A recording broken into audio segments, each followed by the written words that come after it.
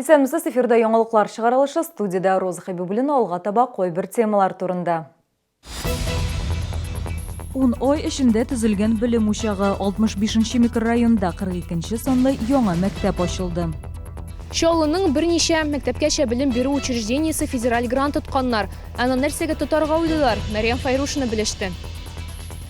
Чәчәкләрдән тудырылган гүзәллек Ярчалыда акварель 2019 фестивале үтте. Ул быел кайсы ягы белән үзенчәлекле Лилия Гатина белде.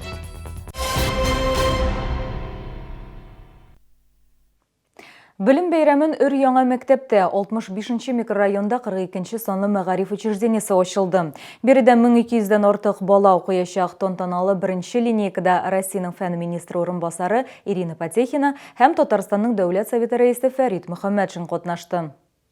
Яңа мәктәптә 1200-дән артык бала укыячак. Беренче сыйныфлар гына да 13. Уку йортын рекордлы кыска вакыт эчендә 10 айда төзделәр. Заманча мәктәп ачылышында Татарстан дәүләт советы рәисе Фәрит Мөхәммәтшин да катнашты. Яңа мәктәпне тиз генә вакытта шушы олы бина иттереп төзү безнең өчен олы байлык та күрсәткечте. Мәктәп матур, укытырга мөмкинлекләр бар, шатлыклы, бәхетле балалар үстереп, үзебезнең республикага, Чаллы шәһәренә, Россиябызга хезмәт итеп матур яшәсеннәр. Яңа мәктәп төзүше КАМАЗның 50 еллыгына багышланды. Аның бизәлеше дә шушы юнәлештә. Белем учагында 2 бассейн, спорт заллары, китапханә, бар да заманча. Мы открываемся не как библиотека, мы открываемся как ИБЦ, информационно-библиотечный центр. Что такое информационно-библиотечный центр? Это библиотека с зонами. Вот это у нас выставочная зона, там у нас читальная зона, игровая зона. То есть это уют, атмосфера и комфорт. Дети должны брать информацию в домашних обстановках. Педагоглар коллективының 3/1 яшь укытучылар тәшкил итә. Мәктәп төзелешенә 1 миллиард 156 миллион сум акча бүлеп бирелгән. Лесенханова, Валерия Новожилова, Сергей Вильданов, яңалыклар. Быел барлыгы 8 меңнән артык бала беренче тапкыр мәктәп усагасын атлап кирде. Яңа уку елында Чаллы мәктәпләрендә 63 меңгә якын укучы белем алачак. Бу мәгълүматны җитәкчеләрнең эшлекле дүшәмбе киңәшмәсендә башкарма комитет җитәкчесе урынбасары Рамил Халимов җиткерде.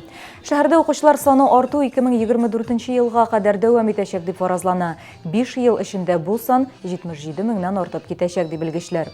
Бу исә үз чиратында педагоглар җитмәү проблемасын кискенләштерә. Әйтик, шәһәрдә бүген физика, математика, биология укытучыларына кытлык бар.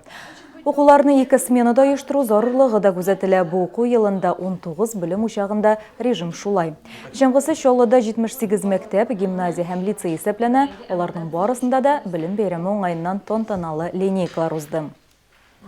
Белем көне һәрберебезнең күңел түрендә саклана торган көн ул.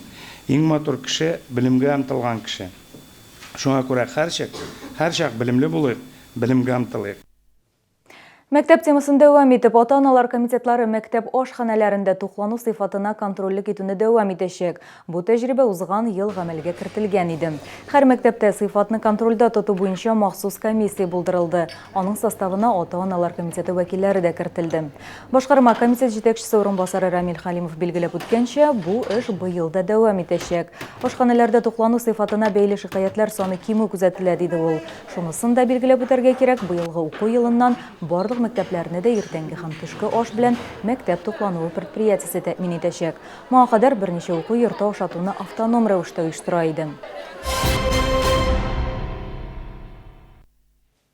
Чаллының 3 балалар бакчасы федераль грант ияләре аны мәгариф милли проекты кысаларында үткәрелгән бәйге нәтиҗәләре буенча тапшырдылар. Җиңүчеләр исемлегендә 95-нче Балкыш, 12-нче Гөсләкәй һәм 105-нче Дюймовочка мәктәпкәчә белем бирү учреждениеләре.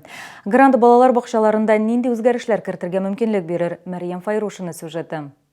50-нче комплекста урнашкан Дюймовочка балалар бакчасында сәламәт ата-ана, сәламәт балалар консультация үзәге эшли. Монда педагог, психолог, дефектолог, методист, физинструктор, музыкаль җитәкче белгечләренә мөрәҗәгать итеп, бер чыган сорау мәсьәләләргә төпле киңәшләр алып була. Әлеге хезмәт бушлай күрсәтелә. Балалар бакчасы шушы үзәкне бәйгегә тәкъдим иткән һәм федераль грант тотуга ирешкән. Аның күләме 1 миллион 300 мең сумны тәшкил итә. Бу акчага белгечләрне укытачаклар, кабинетларны җиһазлаячаклар. Әтиниләр безгә монда үзләренә кирәкле сораулар буенча мөрәҗәгать итә алалар. Сораулар инде алар күп. Минем баланың жырлыйсы килә, нәрсә эшләп була. 2 миллион сумнан артык грант тоткан тагын бер балалар бакчасы 49-нчы комплекстагы Гөсләкәй. Монда да уңышлы ата-ана мәктәбе дип исемләнгән консультация үзәге эшли. В рамках реализации гранта мы планируем приобретение оргтехники и мебели, а также выплату зарплат сотрудникам. В нашей команде консультационной службы несколько садов города Набережные Челны, города Мензелинска и Тукаевского района. Федераль грант шаулыда нәниләр һәм аларның ата-аналары өчен шартларны тагын да уңайлырак итәргә мөмкинлек бирә.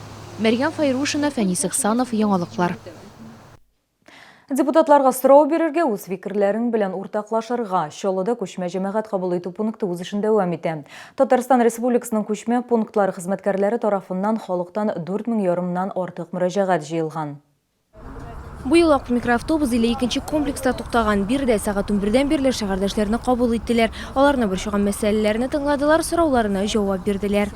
По благоустройству, то есть благоустройство дворовых территорий, детских площадок, спортивных площадок, дорог. То есть граждане очень активно идут. Халыктан кабул ителгән барлык сораулар минем депутат электрон системасына җибәрелә. Бу сервис сайлаулардан соң үз эшен дәвам итәр дип фаразлана. Аның функционалы тагын да киңәйтеләчәк. Вопросы отправляем в Казань, и по этому вопросу уже начинается работа. С 2020 года начинается вот по проекту «Наш двор». Будут проведены в порядке, в порядке все дворы многоквартирных домов в республике. Шәһәрдәшләрне шулай ук башка партия вәкилләре дә кабул итә. Мисалга, КПРФ бүлеге 30-24 адресы буенча иртәнге 9-дан кичке 3-кә кадәр эшли. ЛДПР бүлегенең ишекләре 46-да 10 В йортында иртәнге 8-дән кичке 5-кә хәтлек ачык. Кабул итүләр алдан язылу буенча үткәрелә. Лилия Гатина, Сергей Вильданов, Яңалыклар. Республика һәм шәһәр көнен Чаллы халкы зурлап билгеләп үтте. Парк һәм мәйданнарда концертлар, мастер-класслар узды. Гадәттәгечә төп программа яр буе паркы мәйданында оештырылды. Чәчәкләр фестивале бәйрәмнең матур мизгеле булды. Үзенчәлекле композицияләрне Лилия Гатина күреп кайтты. КамАЗ йөк машиналары, популяр мультфильм, әкият персонажлары һәм башкалар. Чәчәкләр фестивале зур бер майданны үз эченә алды. Шәһәрдәшләрнең күбесе бәйрәмгә ел саен килә. Беренче тапкыр килүчеләр дә бар иде. Мин кызым белән монда килдем. Бик ошый, мондый чәчәк бәйрәмен бер вакытта күргәнем юк иде. Бик матур итеп оештырганнар. Бик охшай, бик матур. Бүтән эшләп куйган фигуралар, гаҗәп. Акварель 2019 чәчәкләр фестивалендә идарә итү компанияләре, мәгариф учреждениеләре, җирле иҗтимагый үзидарәләр һәм башка оешмалар катнашты. Композицияләрнең күбесе КамАЗ заводы юбилее һәм әкият персонажлары белән бәйле. Думали, что же нам сделать, чтобы было и интересно, и чтобы было в тему с 50-летием строительства КамАЗа. Но мы обошли эту тему как «Красная шапочка» в гостях Республики Татарстан, город Набережные Челны, на юбилей 50-летия строительства КамАЗа. Электротехниклар идарә итү компаниясе хезмәткәрләре чәчәкләр ярдәмендә популяр мультфильм серияләренең берсен күрсәтергә булган. За основу взяли мы 11-ю серию, посвященную цирку, и сделали то, что вот вы видите на нашей цветочной композиции. Сложностей больших не было, но, как всегда, мы используем цветы тысячелистник, бархатцы.